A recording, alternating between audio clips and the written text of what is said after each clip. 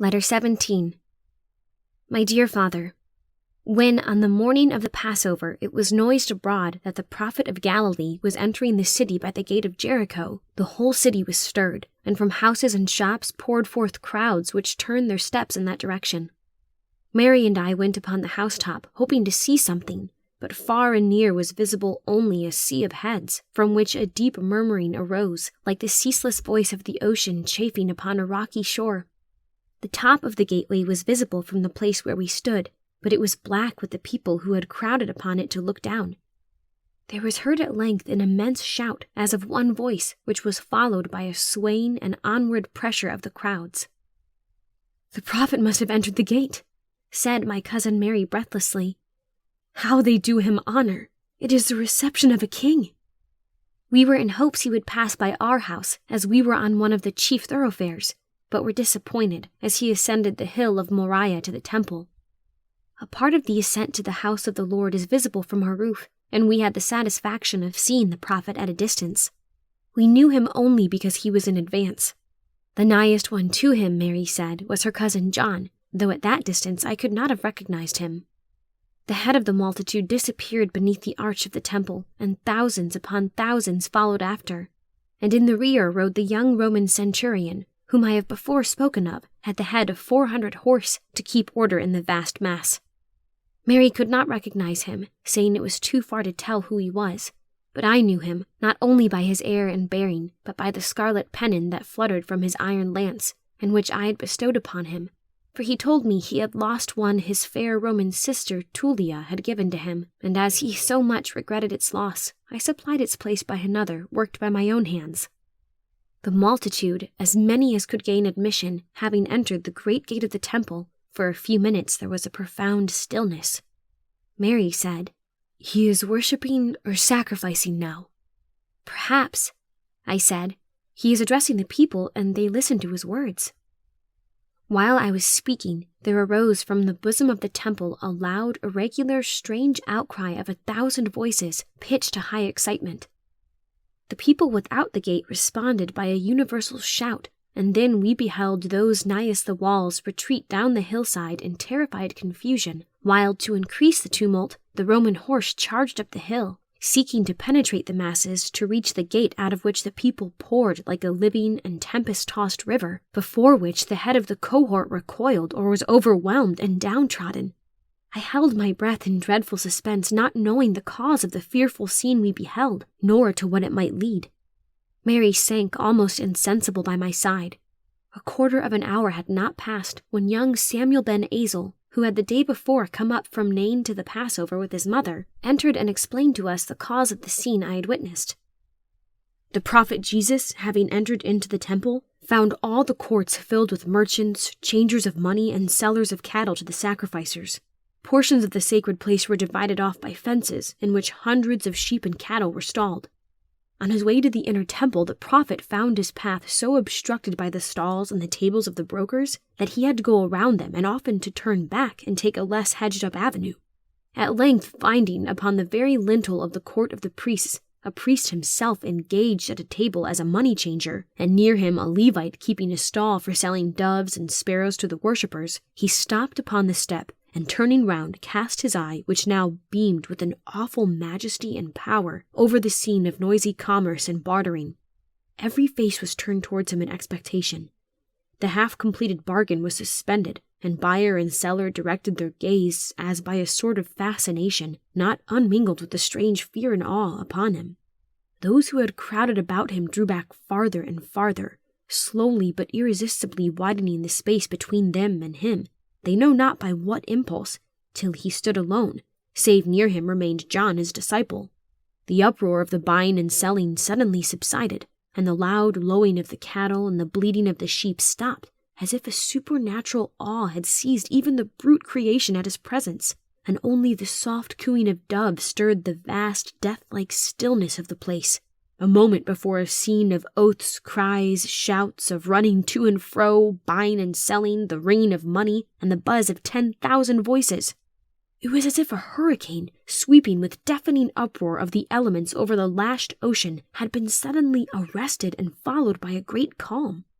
The silence was dreadful. It stopped the very beating of my heart. Every eye of the vast multitude seemed to fasten itself on the prophet in expectation of some dread event. The step of the temple upon which he stood seemed to be a throne, and the people before him expecting judgment. Suddenly the silence was broken by a young man near me, who gave a piercing shriek and fell insensible upon the marble floor. There was a general thrill of horror, yet the same awful stillness succeeded this startling interruption. That one intense shriek had spoken for us all. Suddenly the voice of the prophet was heard, clear, authoritative, and ringing like the trumpet that shook Sinai when the law was given. "It is written, 'My Father's house shall be called a house of prayer, but ye have made it a den of thieves.'" He then picked up from the pavement at his feet a small cord which someone had thrown down, and doubling it in the form of a scourge, he advanced. Before his presence fled the changers of money, priests and Levites, sellers of oxen, sellers of sheep, sellers of doves, leaving their property to its fate. "Take these things hence," cried the prophet. "Make not my Father's house a house of merchandise." Such a scene of confusion and flight was never witnessed as now followed. In the moment of panic, I was borne along with the current. Money tables were overturned on all sides, but not the most avaricious one present thought at that moment of stopping to gather any of the gold and silver which the rushing thousands trampled beneath their feet. It was not the whip of small cords before which we fled, for he touched no man therewith, but it was from the majesty of his countenance.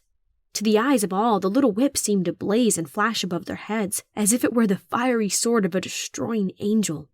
In a few moments the priest's court of the temple was cleared of every soul as we fled towards the south gate. On looking back, I saw that the prophet pursued not, but stood alone, master and lord of the temple.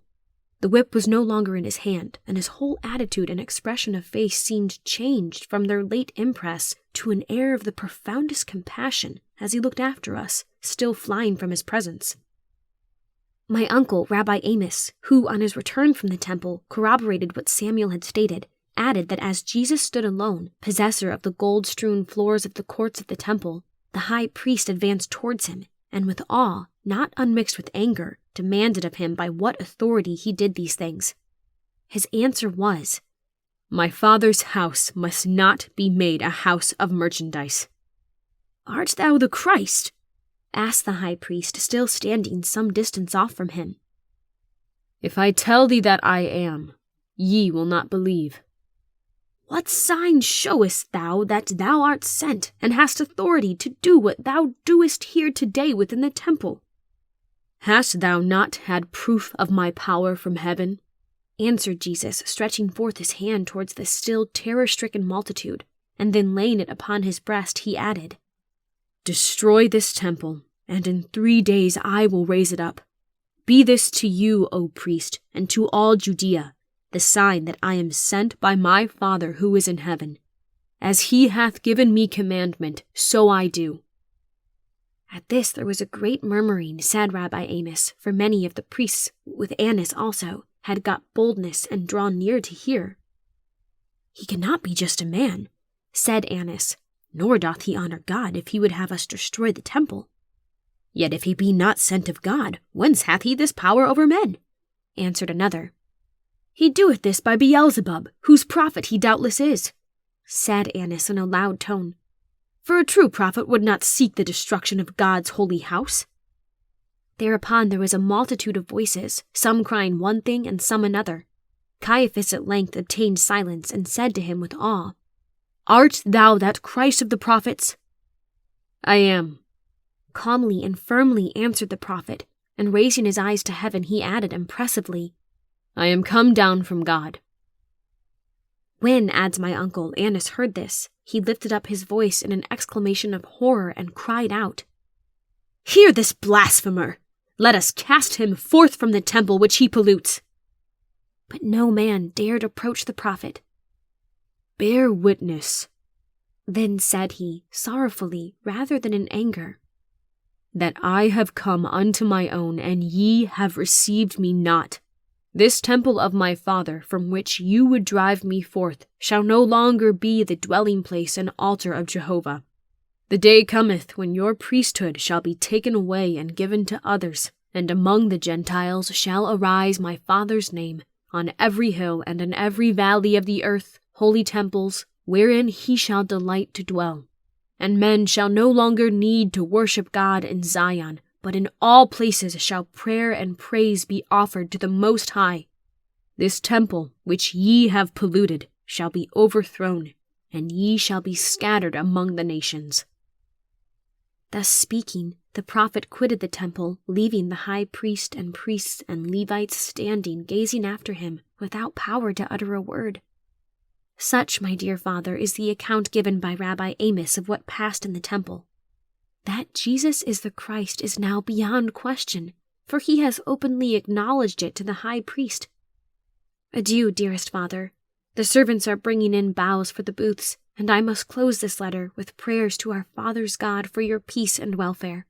Adina.